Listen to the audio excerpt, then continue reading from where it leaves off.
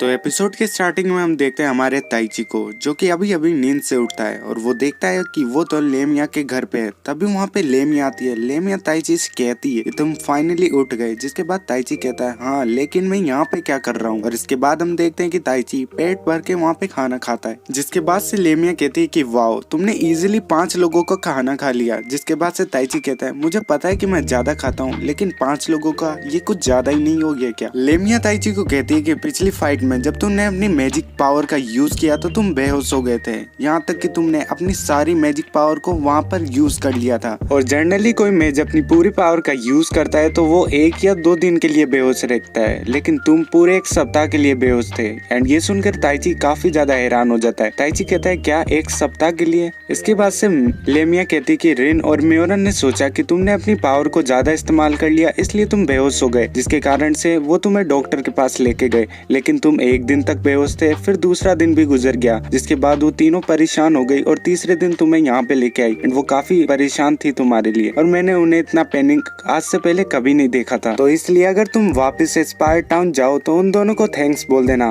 और इसके बाद हमारा ताइची लेमिया को भी थैंक्स बोलता है उसकी देखभाल करने के लिए। और इसके बाद से लेमिया ताइची से वो नॉर्दर्न फॉरेस्ट में हुए इवेंट के बारे में पूछती है। ताइची सारे इवेंट के बारे में बता देता है, जिसके बाद से लेमिया कहती है अच्छा, तो उन लोगों ने क्रिम्सन पैक्ट का यूज किया। ताइची कहता है कि क्रिम्सन पैक्ट ये क्या होता है। लेमिया बताती है कि ये एक ऐसा मैजिक है जिसमें ब्लड का यूज होता है, और वो ब्लड मैन या बीस्ट का हो सकता है। और इस मैजिक को फॉरबिडन मैजिक माना जाता है क्योंकि इसकी क्रुएलिटी के कारण। और वो उससे बताती है कि इस मैजिक के अंदर वो लोग एक ऑर्ब का इस्तेमाल करते हैं, जिससे कि उनकी पावर काफी ज्यादा बढ़ जाती है। ये सुन के ताइची कहता है कि हाँ, उससे उसकी पावर काफी ज्यादा बढ़ गई थी और मुझे लगा था कि इस बार मेरा खेल खत्म है। ताइची लेमिया को बताता है कि उसकी मदद एक विंड स्पिरिट ने की थी जिसका नाम एरियल था। एंड ये सुनकर लेमिया काफी ज्यादा सरप्राइज हो जाती है। लेमिया कहती है क्या तुम सो रहे हो, किसी ने तुम्हारी मदद की थी। जिसके बाद से लेमिया कहती है कि मुझे विश्वास नहीं हो रहा कि तुम विंड स्पिरिट से बात कर सकते हो। जिसके बाद से ताइची काफी ज्यादा हैरान होकर पूछता है क्या तुम मुझे अच्छे से समझा सकती हो। लेमिया ताइची को बताते हुए कहती है कि ताइची, हमने तुम्हें बताया था कि तुम एक यूनिक मजिशियन हो जो कि सोर्सरी का इस्तेमाल करता है। इसके बाद से ताइची कहता है हाँ, ये तो मुझे पता है। इसके बाद से लेमिया कहती है कि तो ताइची ध्यान से सुनना मैं क्या कह रही हूँ। और अब अगले सीन में हम देखते एक पर्सन को जो कि कहता है कि उसने रेड एलिमेंटल को काफी इजीली हरा दिया अपनी विंड पावर से। एंड ये सब बातें वो कासिम से कह रहा था। वो कहता है कि कासिम, तुम्हें इसके लिए काफी बड़ी प्राइस चुकानी पड़ी, लेकिन मेरे पास तुम्हारे लिए एक दूसरी जॉब भी है। जिसके बाद से वो ग्रैमी के पास जाता है और ये देख के कासिम चिल्लाते हुए कहता है कि उसने अच्छा परफॉर्म किया था इस बैटल के अंदर अपने हिसाब से। जिसके बाद से वो पर्सन कहता है कि ये इनफ नहीं है। एंड वो ग्रैमी का हाथ को पकड़ के कुछ करने लग जाता है, जिससे कि एक रेड कलर की लाइट जलती है। और इसके बाद वो पर्सन ग्रैमी से कहता है कि मैं चाहता हूँ कि तुम कासिम के लिए अभी भी काम करो, और मैंने कुछ मॉडिफिकेशन कर दिए तुम्हारे अंदर। इसके बाद ग्रैमी अपने हाथ के ऊपर देखती है तो उसके ऊपर एक स्पाइडर मार्क आ जाता है। और इसके बाद वो पर्सन कासिम से कहता है कि अपने पहले कदम को याद रखना, वो पहला कदम जो हमें हमारे गोल तक लेके जाएगा। इसके बाद कासिम कहता है कि मैं समझ गया। और तभी वहाँ पे 2 छोटी छोटी लड़कियां आती है जो कि कहती है कि जल्दी करो, कार्निवल स्टार्ट होने वाला है। इसके बाद वो पर्सन कहता है कि कार्निवल स्टार्ट होने वाला है तो क्यों ना उनको एक इनविटेशन भेजा जाए। एंड इसके बाद वो एक इनविटेशन को पेपरों के साथ रख देता है।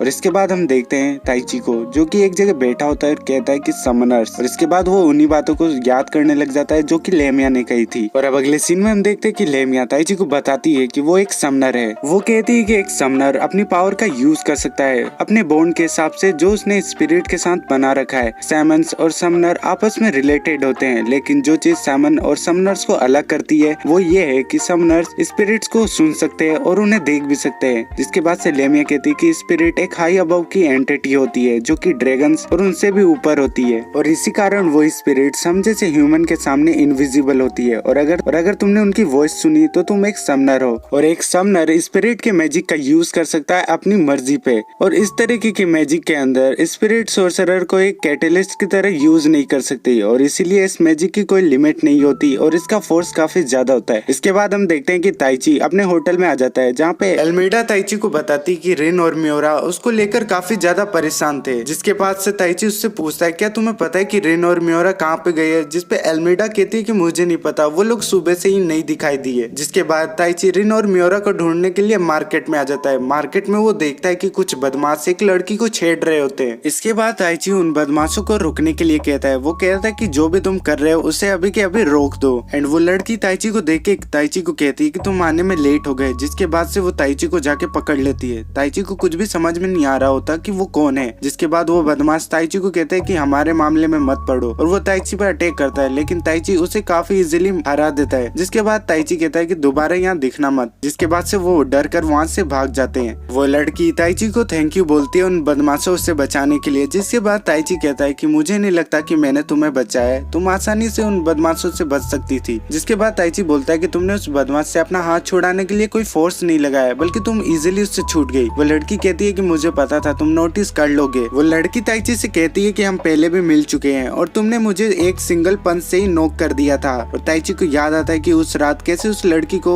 ताइची ने बेहोश कर दिया था। और इसके बाद वो लड़की खुद का नाम इंट्रोड्यूस करते हुए कहती है कि मेरा नाम है एनास्टेसिया। और इसके बाद वो और ताइची मिलकर जितने भी असैसिन रहते हैं सिटी के अंदर उन सभी को ढेर कर देते हैं। वो लड़की कहती है कि एक असैसिन जो कि अपने मिशन में फेल हो जाता है उसके पास कोई भी अदर चॉइस नहीं होती गिल्ड के ऑर्डर मारने के अलावा, और वो एक असैसिन को नॉकआउट कर देती है। इसके बाद कहती है वो लड़की कि मैं एक फॉर्मर असैसिन हूँ। और अब ताइची और एना वहाँ पे पहुंचते हैं जहाँ पर उनका बॉस रहता है। वहाँ पे दो असैसिन गेट पे पहरा दे रहे होते हैं, लेकिन एना और ताइची दोनों मिलकर उसे नॉकआउट कर देते हैं। इसके बाद वो अंदर जाते हैं और ताइची कहता है कि हमें सारे सबूतों को ढूंढना होगा। एंड इसके बाद एना और ताइची सबूत ढूंढने लग जाते हैं। तो वहाँ पर उन्हें वही लेटर मिलता है जो हमने एपिसोड के स्टार्टिंग में देखता है। और अब हम देखते हैं रिन और मियोरा को जो कि बात कर रहे होते हैं ताइची के बारे में। मियोरा कहती है कि ताइची बिल्कुल ठीक होगा, और इसके बाद मियोरा कहती है कि हमें अपने मिशन पे फोकस करना चाहिए। तभी हम देखते हैं कि वहाँ पे एक शॉपकीपर से एक आदमी लड़ रहा होता है, और तभी वहाँ पर रिन और मियोरा के ऊपर एक बंदा हमला करता है। एंड ये एक मेज होता है। रिन और मियोरा भी काउंटर अटैक करती है और उसे रोकती है। जिसके बाद से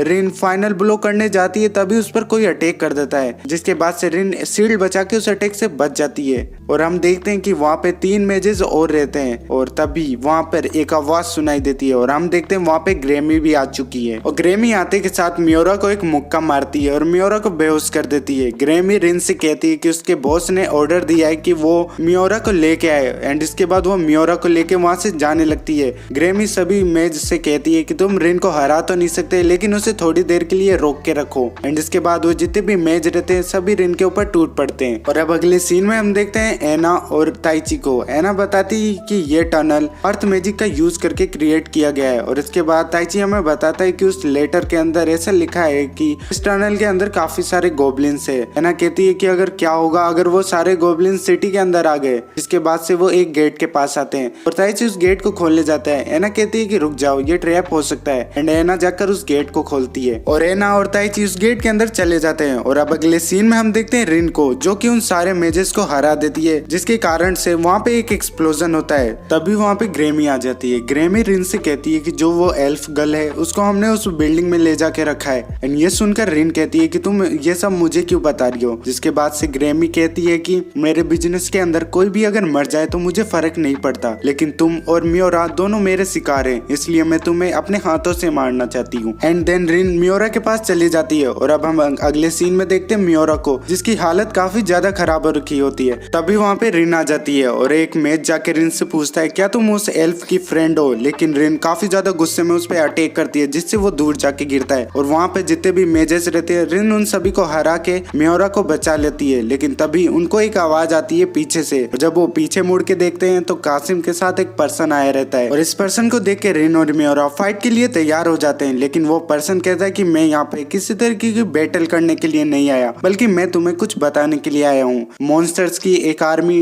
टाउन पे अटैक करने वाली है, और उस मॉन्स्टर्स की आर्मी में 3000 मॉन्स्टर है। जिसके बाद ये सुनकर रिन और मियोरा काफी ज्यादा शॉक हो जाती है, और वो पर्सन वहाँ से जाने लगता है। और इसी के साथ हमारा एपिसोड भी खत्म हो जाता है। तो गाइस अगर वीडियो अच्छी लगी हो तो वीडियो को एक लाइक दे देना। मैं मिलता हूँ नेक्स्ट वीडियो में, तब तक के लिए पीस आउट।